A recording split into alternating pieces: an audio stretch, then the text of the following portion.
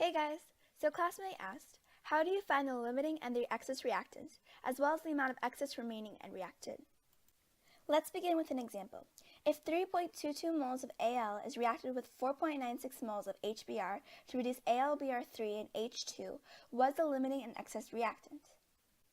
We first set the given values to one of the reactants.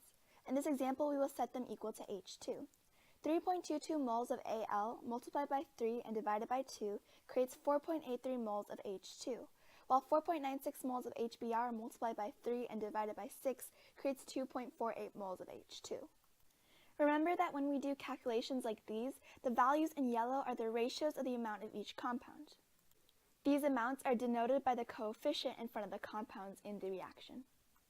We set up these ratios so the bottom half of the ratio is the same as the compound of the original value, and so the top half is the same compound that we want to find.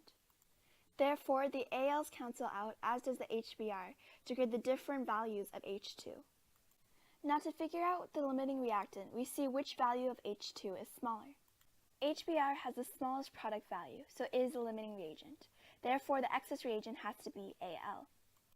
Note that the reason this is true is because the limiting reactant is whatever runs out first when the reaction takes place.